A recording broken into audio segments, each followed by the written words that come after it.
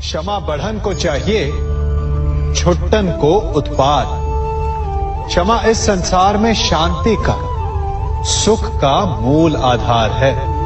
क्षमा आपके मन से प्रतिशोध और शत्रुता जैसे भावों को समाप्त करती है। परंतु क्या हर स्थान पर क्षमा आवश्यक है? क्या प्रत्येक का अपराध क्षमा करने के योग्य होता है? नहीं। कभी कभी उसे क्षमा करके हम उस व्यक्ति को और बड़ा अपराध करने की प्रेरणा देते हैं। और ऐसा ही अपराध है स्त्री का मान भंग करना, जिसमें क्षमा की कोई अवस्था नहीं। यदि सिंह भूल से गाय के बछड़े का अखेट कर ले तो उसे क्षमा किया जा सकता है, परंतु यदि वो नरभक्षी हो जाए तो उसके केवल दो स्थल होते हैं, या तो पिंजरा या फिर मृत्यु की गोद। कुछ परिस्थितियों में क्षमा के स्थान पर दंड देना आवश्यक होता है, क्योंकि ये दंड का भय ही है जो लोगों को वो अपराध करने से रोकता है। संसार में सबसे बड़ा क्या है? अभिमान और बाहुबल या विश्वास और आस्था? निश्चित रूप से बाहुबल के महत्व को नकारा नहीं जा सकता। मनुष्य अपने बाहुबल से पर्वत को मैदान बना सकता है, सागर सुखा सकता है, मरुस्थल में नदियां बहा सकता है, परंतु बाहुबल को सहारा होता है विश्वास का। यदि मन में विश्वास ना हो तो बाहुबल किसी काम का नहीं। वो कौन सा बल है कि मोर आकाश की ओर ताकते हैं? वो विश्वास ही तो है जिसके कारण वर्षा होती है और दोनों की प्यास बुझती है। परंतु जब पाप के बाहुबल का सामना धर्म के विश्वास से होता है तो बाहुबल हार जाता है और जीतता है विश्वास। विजय होती है आस्था की। यदि आप सत्य के मार्ग पर चल रहे हैं और आप अपने इष्ट में आस्था रखते हैं तो किसी भी पापी का बल आपका कुछ नहीं बिगाड़ सकता। हम में से ऐसा कोई नहीं जिनकी परछाई उनसे दूर रहती। हमारी परछाई सदैव हमारे साथ रहती है। कदाचित हमारी परछाई हमारे कर्मों के फलों का संकेत है। कदाचित इसी कारण कई बार हमें अपनी परछाई से भय भी लगता है, परंतु इस भय से निवारण पाने का एक साधन अवश्य है। वो है सूर्य की ओर मुख करना या किसी प्रकाश के स्रोत की ओर मुख करना, क्योंकि तब हमें हमारी परछाई दिखाई नहीं देती।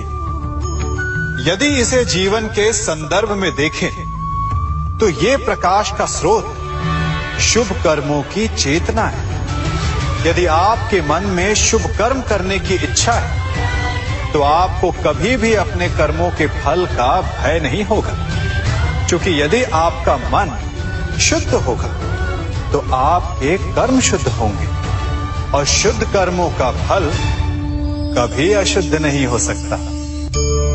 आज मैं आप सबको एक कथा सुनाता हूं। एक दिन प्रातः एक व्यापारी अपने घर से निकला। घर से निकलते ही एक बिल्ली ने उस व्यापारी का मार्ग काट दी। व्यापारी घबरा गया। वो फिर से घर लौट गया और शुभ घड़ी की प्रतीक्षा करने लगा। और जब वो पुनः अपने घर से निकला तब वो वाहन जा चुका था जिससे राजा तक पहुंचकर उसे भेंट देनी थी। राजा को भेंट नहीं मिली। राजा क्रोधित हो गए। राजा ने उस व्यापारी का व्यापार बंद करवा दिया। इस कारण व्यापारी क्रोधित होकर घर पर अपनी पत्नी से लड़ बैठा। पत्नी अपने बच्चों समेत मैके वापस चली गई और उस व्यापारी के जीवन में यदि कुछ रह गया था तो केवल अंधकार।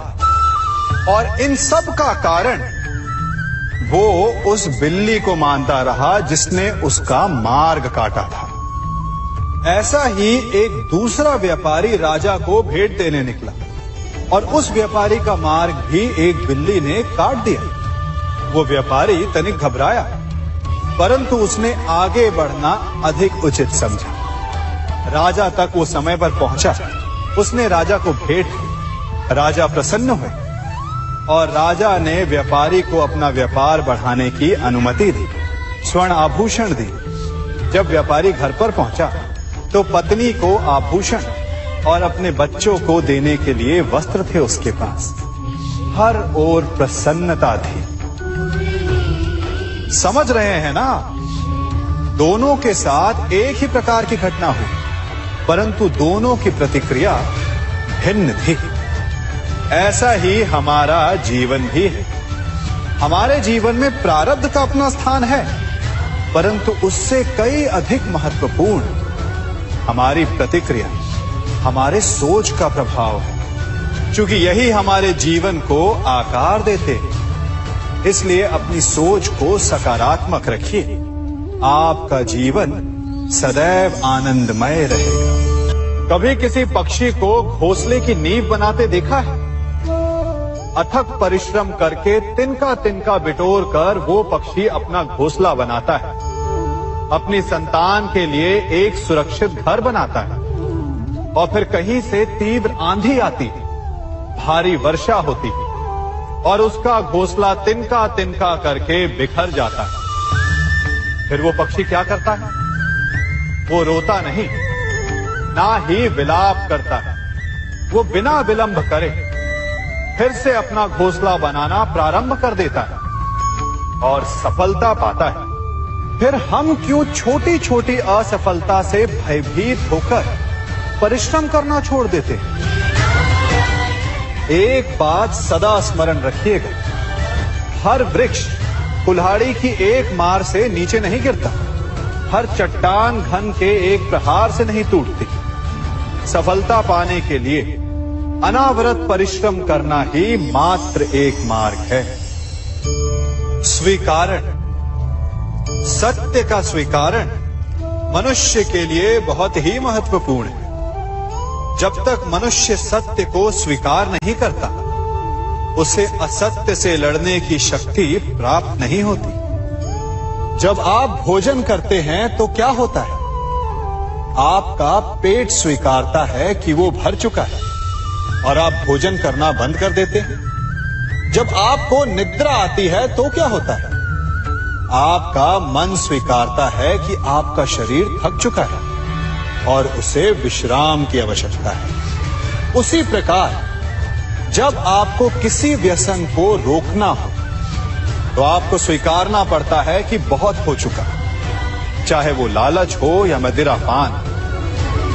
उस व्यसन का त्यागना तभी प्रारंभ होता है जब आप ये स्वीकार कर लेते हैं कि आप उस व्यसन के बंधक हैं। हम में से ऐसा कोई नहीं जिनकी परछाई उनसे दूर रहती। हमारी परछाई सदैव हमारे साथ रहती है। कदाचित हमारी परछाई हमारे कर्मों के फलों का संकेत है।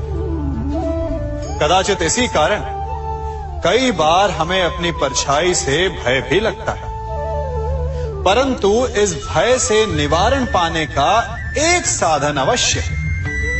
वो है सूर्य की ओर मुख करना या किसी प्रकाश के स्रोत की ओर मुख करना, क्योंकि तब हमें हमारी परछाई दिखाई नहीं देती। यदि इसे जीवन के संदर्भ में देखें तो ये प्रकाश का स्रोत शुभ कर्मों की चेतना है। यदि आपके मन में शुभ कर्म करने की इच्छा है तो आपको कभी भी अपने कर्मों के फल का भय नहीं होगा, क्योंकि यदि आपका मन शुद्ध होगा तो आपके कर्म शुद्ध होंगे और शुद्ध कर्मों का फल कभी अशुद्ध नहीं हो सकता। आज मैं आप सबको एक कथा सुनाता हूं। एक दिन प्रातः एक व्यापारी अपने घर से निकला। घर से निकलते ही एक बिल्ली ने उस व्यापारी का मार्ग काट दी। व्यापारी घबरा गया वो फिर से घर लौट गया और शुभ घड़ी की प्रतीक्षा करने लगा। और जब वो पुनः अपने घर से निकला तब वो वाहन जा चुका था जिससे राजा तक पहुंचकर उसे भेंट देनी थी। राजा को भेंट नहीं मिली। राजा क्रोधित हो गए। राजा ने उस व्यापारी का व्यापार बंद करवा दिया। इस कारण व्यापारी क्रोधित होकर घर पर अपनी पत्नी से लड़ बैठा। पत्नी अपने बच्चों समेत मैके वापस चली गई और उस व्यापारी के जीवन में यदि कुछ रह गया था तो केवल अंधकार। और इन सब का कारण वो उस बिल्ली को मानता रहा जिसने उसका मार्ग काटा था। ऐसा ही एक दूसरा व्यापारी राजा को भेंट देने निकला और उस व्यापारी का मार्ग भी एक बिल्ली ने काट दिया। वो व्यापारी तनिक घबराया, परंतु उसने आगे बढ़ना अधिक उचित समझा। राजा तक वो समय पर पहुंचा। उसने राजा को भेंट दी। राजा प्रसन्न हुए और राजा ने व्यापारी को अपना व्यापार बढ़ाने की अनुमति दी, स्वर्ण आभूषण दी।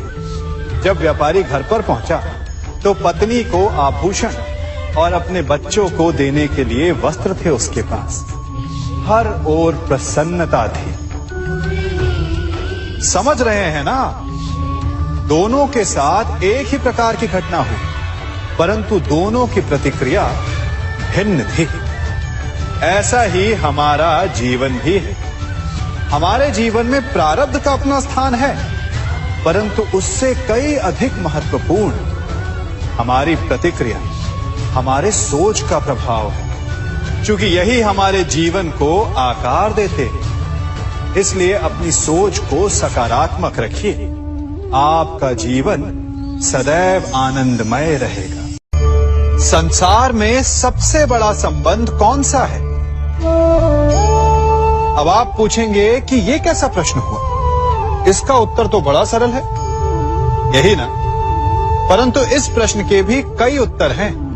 कोई कहेगा माता और पुत्र का संबंध, तो कोई कहेगा पिता पुत्री का संबंध, तो कोई पति पत्नी का, और तो कोई भक्त और भगवान का संबंध। परंतु तनिक गहराई से देखेंगे तो पाएंगे कि ये सारे संबंध या तो जन्म से जुड़े होते हैं, या समाज में बना दिए जाते हैं, या फिर किसी आकांक्षा के चलते बनते हैं। तो सबसे बड़ा संबंध कौन सा होता है? उलझ गए ना? सबसे बड़ा संबंध होता है मित्रता का, क्योंकि मित्र हम स्वयं चुनते हैं, जिसमें ना कोई आकांक्षा होती है, ना ही कोई स्वार्थ छिपा होता है। यदि कुछ होता है तो केवल साथ का आनंद। अपने बीते दिनों को स्मरण कीजिए। जब आप घर से बाहर निकलते होंगे तो सबसे पहले किसका स्मरण होता था? मित्र का। परंतु जैसे जैसे मनुष्य बड़ा होता जाता है, सफल होता जाता है, मित्र छूटते जाते हैं और फिर वो अपनी आय, अपने जीवन के स्तर के अनुसार मित्रता करने लगता है। उसके मन में ये विचार आ जाता है कि मित्रता बराबरी वालों से ही होनी चाहिए। यही सोच अनुचित है, क्योंकि मित्रता बराबर वालों से नहीं होती। मित्रता हमें बराबर करती है। इसलिए नए मित्र अवश्य बनाइए, परंतु अपने पुराने मित्रों को भूलिएगा मत। क्या कर रहा हूं मैं? दर्पण में देख रहा हूं। आप लोग भी प्रतिदिन देखते होंगे, परंतु प्रतिदिन अपना मुख देखने के बाद भी उस पर लिखी एक बड़ी सीख देखना भूल जाते हैं। अब आप कहेंगे कैसी सीख? तो जाइए, एक बार फिर से दर्पण के सामने जाइए और मुख खोलकर देखिए, क्या दिखेगा? दंत पंक्ति और जीभा, है ना? अब विचार कीजिए, दंत जन्म के पश्चात आते, एक नहीं 2 बार आते, परंतु मृत्यु से पूर्व नष्ट हो जाते हैं। और जीभा जन्म पहले से होती है, परंतु मनुष्य के मृत्यु के पश्चात भी उसके अस्तित्व में रहती है ना? आश्चर्य की बात। दंत कठोर होते हैं, जीभा कोमल, परंतु फिर भी दंत नष्ट हो जाते हैं, जीभा नहीं होती। यही रहस्य है कि हठी और कठोर लोग शीघ्र नष्ट होते हैं और कोमल लचीले आवश्यकता के अनुसार स्वयं में परिवर्तन ला सकने में सक्षम लोगों का ही अस्तित्व रहता है। अर्थात परिस्थितियों के अनुसार स्वयं को लचीला बनाना सीखिए और आपका जीवन सरल हो जाएगा।